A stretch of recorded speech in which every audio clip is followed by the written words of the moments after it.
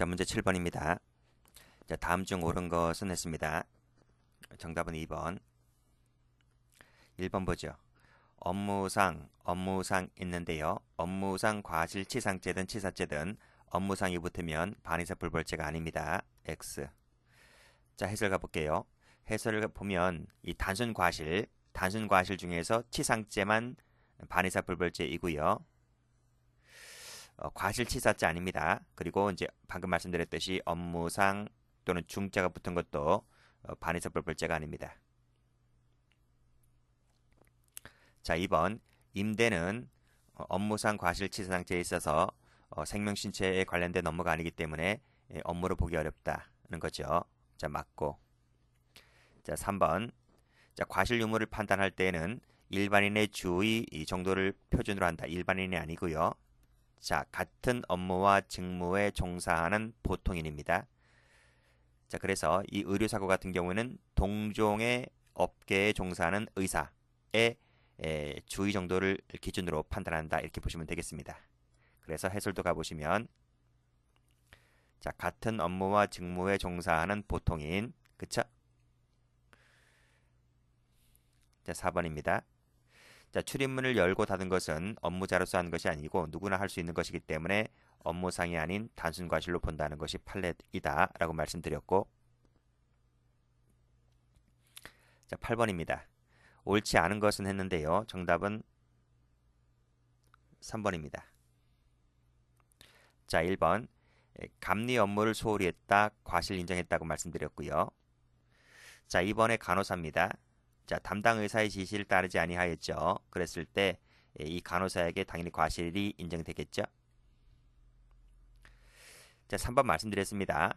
도급인은 원칙적으로 책임지지 않는데 예외적으로 시공이나 개별 작업에 대해서 구체적으로 지시 감독을 하였었더라면 설령 법령에 의해서 관리 감독 의무가 부여되어 있지 않더라도 따라서 그때의 경우에는 다음 페이지 필요한 안전조치를 취할 주의무가 있다는 것이죠. 그래서 그러한 주의무를 다하지 못했기 때문에 따라서 도급인에게는 과실 책임을 인정할 수 있다는 것입니다. 해설 다시 한번 볼게요. 자, 법령 동그라미 1번 했고요. 그리고 구체적 개별 지시 감독 다 했습니다. 이 두 개 중에 하나만 있으면 되기 때문에요. 자, 4번. 주차했기 때문에 교통사고 처리특례법이 적용되지 않는다 했습니다. 그래서 형법상의 업무상 과실치상죄만 적용된다. 자, 틀렸습니다.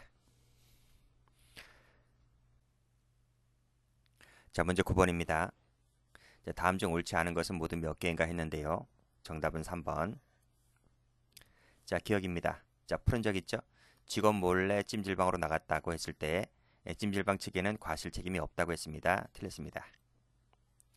자, 2번. 대학병원의 과장이라는 이유만으로 과장입니다. 자, 과장은 하나의 직급에 불과합니다.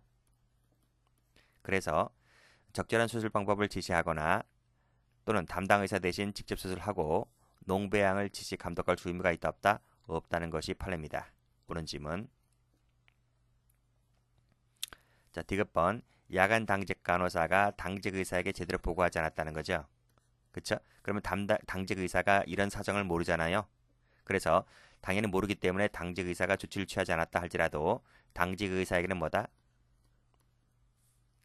과실 책임이 없다는 것이 판례입니다. 그래서 당직 의사 밑줄 그시고 과실 X. 그럼 사건 사고에 대한 책임 누가 져야 됩니까? 당직 간호사가 책임져야 되겠죠. 그래서 당직 간호사에게는 과실을 인정할 수 있다는 것이죠. 틀렸습니다.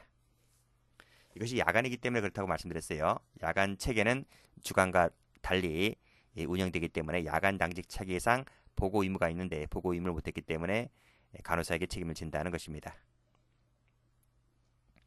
자, 1번 도급이죠. 도급 같은 경우는 원칙적으로 뭐다?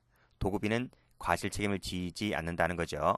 자, 그래서 자, 건설회사입니다. 건설회사가 지금 도급을 준 거예요. 업자에게 도급을 줬습니다. 그러니까 이 건설회사가 도급인이 되는 거죠.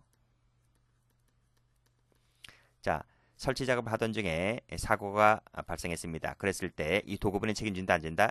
책임지지 않는 것이 원칙이라는 것입니다. 그래서 마지막 줄에 업무상 과실이 인정된다, 인정되지 않습니다.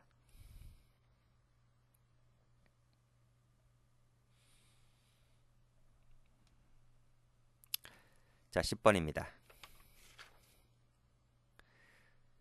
자, 갑에게 과실이 인정되는 것은 모두 몇 개인가를 묻고 있어요.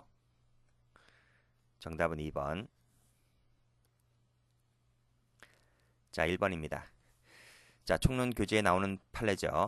자, 한 의사가 물어봤어요. 환자에게. 문진이 뭡니까? 물어서 어디가 아프냐라고 이렇게 청진기를 대고 이렇게 예를 들면 양의사 같은 경우는 청진기를 대가지고 이렇게 체크를 하는 거 있잖아요.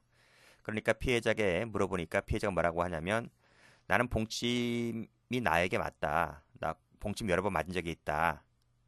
그래서 나는 봉침을 맞아도 별 이상이 없다. 이렇게 얘기를 하니까 한 의사가 이 답변을 믿고 듣고 이 답변을 신뢰를 했다는 거죠. 신뢰를 했습니다. 그래서 알레르기 반응 검사를 생략했다는 거죠.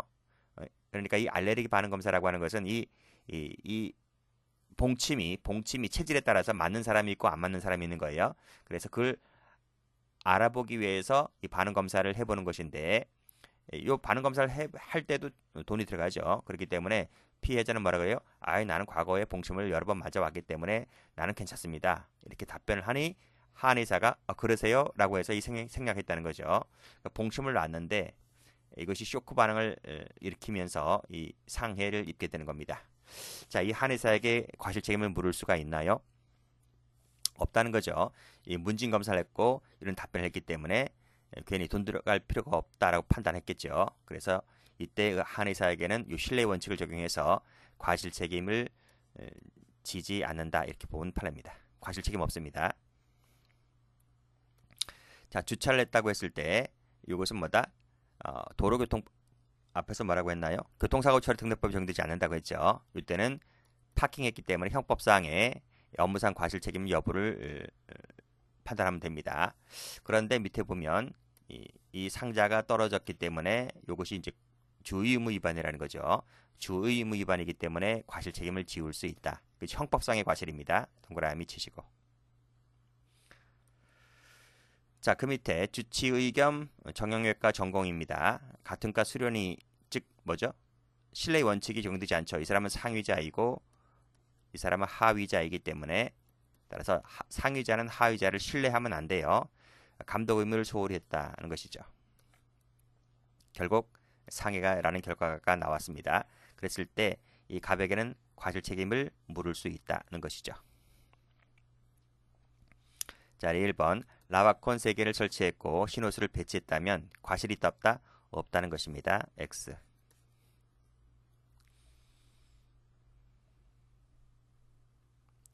자, 11번입니다. 다음 중 옳지 않은 것은 했는데요. 정답은 3번. 자, 1번입니다. 대표이사가 별도로 있어요. 그리고 실질적인 책임자로서 업무 전반을 총괄하는 이 전무가 따로 있습니다. 각각 역할 분담이 되어 있습니다. 자, 그랬을 때는 이 회장은 책임진다 안 진다? 회장은 책임지지 않는다는 거죠. 그래서 회장은 업무상 과실 책임을 지지 않는다. 역할 분담이 되어 있기 때문에 그렇습니다. 2번도 마찬가지입니다. 역시 마찬가지로 상무이사인 현장소장이 이 공사 감독을 전담하였다면 사장은 뭐다? 사장은 이러이러한 안전대책을 강구해야 할 의무가 있다 없다? 없다는 것이죠. 그래서 여기 회장, 여기 사장 전부 다 과실 책임을 지지 않습니다. 역할 분담이 되어 있기 때문에요. 3번 갑니다. 잦은 설사 등의 이상 증세를 보입니다. 그러면 이 산후조리원 맞죠? 그렇죠. 산후조리원이죠. 그러면 이 직원은 어떻게 됩니까? 이 아이가 잦은 설사 등 이상 증세를 보이기 때문에 당연히 물론 이 산모에게 알려야 되겠죠. 산모에게 이 신생아의 이상 증세를 알려야 되고 누구한테 또 알려야 됩니까? 그렇죠. 의사나 한의사에게 알려줘야 됩니다. 산모에게만 알리는 것이 아니라 당연히 의사나 한의사에게 알려서 이 아이의 신체를 다시 진단해서 어떤 처방을 내려야 되는 것 아니겠습니까? 그런데 이 직원은 산모에게만 알렸지 한의사에게는 알리지 않았다는 거죠. 그쵸? 여기 보시면 의사나 한의사의 진찰 등을 받지 못했다. 그래서 장염 등으로 사망했다고 했을 때 산모의 지시만 따랐다는 것만 갖고서는 보세요. 산모의 지시만 따랐다고 했죠? 산모의 지시만 따르는 것이 아니고 지금 산모는 의사가 아닙니다. 의사에게 알려야 되는데 의사에게 지금 진술을 받지 못하게 했기 때문에 이 부분에 과실이 있다는 겁니다. 그래서 이 직원에게는 업무상 과실 책임을 지울 수 있다는 것입니다. 아니한다, 틀렸습니다. 해설도 그렇게 나와주고 있죠. 해설도 보시면 산모에게 이상 증세를 알리고 산모의 지시를 따랐다는 것만 갖고서는 주의 의무를 다했다고 볼 수는 없다. 그렇죠? 의사에게 알리지 않았기 때문에 이것만 갖고서는 안 된다, 이런 얘기입니다. 자, 4번. 자, 임대는 생명신체에 관련된 업무가 아니기 때문에 업무상 과실치사상죄에서 업무라고 볼 수가 없다고 봤습니다.